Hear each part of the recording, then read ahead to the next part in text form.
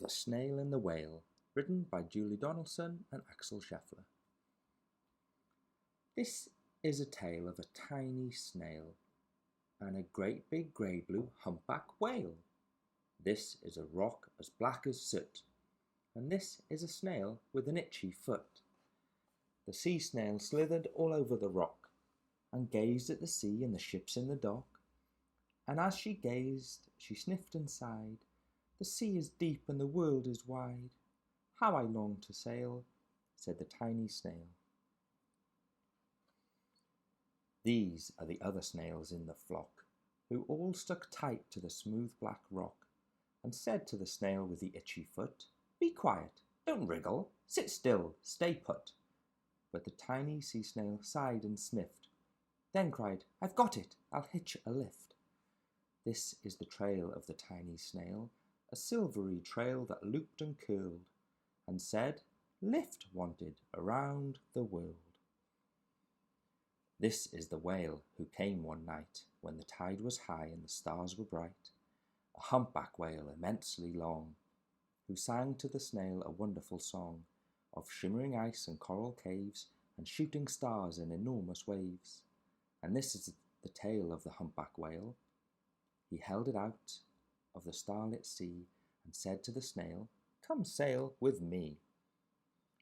This is the sea, so wild and free, that carried the whale and the snail on his tail to towering icebergs and far-off lands with fiery mountains and golden sands. These are the waves that arched and crashed, that foamed and frolicked and sprayed and splashed the tiny snail on the tail of the whale. These are the caves beneath the waves, where stripy fish with feathery fins and sharks with hideous toothy grins swam round the whale and the snail on his tail.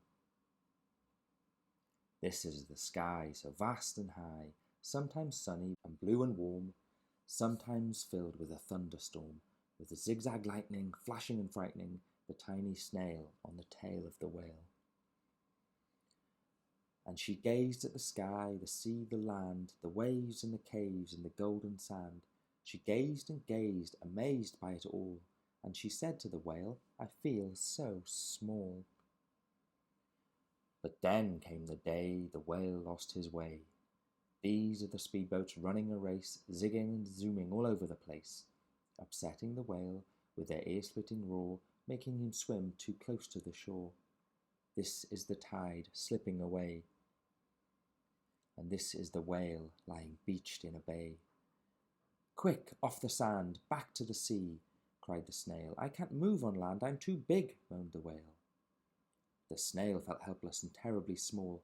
Then, "I've got it," she cried, and started to crawl. "I must not fail," said the tiny snail. This is the bell on the school in the bay, ringing the children in from their play. This is the teacher holding her chalk, telling the class, "Sit straight, don't talk." This is the board as black as soot, and this is the snail with the itchy foot. "A snail, a snail!" The teacher turns pale. "Look," say the children, "it's leaving a trail." This is the trail of the tiny snail, a silvery trail saying, "Save the whale." These are the children running from school, fetching the fireman, digging a pool, squirting and spraying to keep the whale cool. This is the tide coming into the bay, and these are the villagers shouting hooray as the whale and the snail travel safely away. Back to the dock and the flock on the rock, who said, "How time's flown, and haven't you grown?" And the whale and the snail told their wonderful tale of shimmering ice and coral caves and shooting stars in enormous waves, and of how the snail, so small and frail, with her looping, curling, silvery trail, saved the life of the humpback whale. Then the humpback whale held out his tail, and on crawled snail after snail after snail. And they sang to the sea as they all set sail on the tail of the grey-blue humpback whale. The end.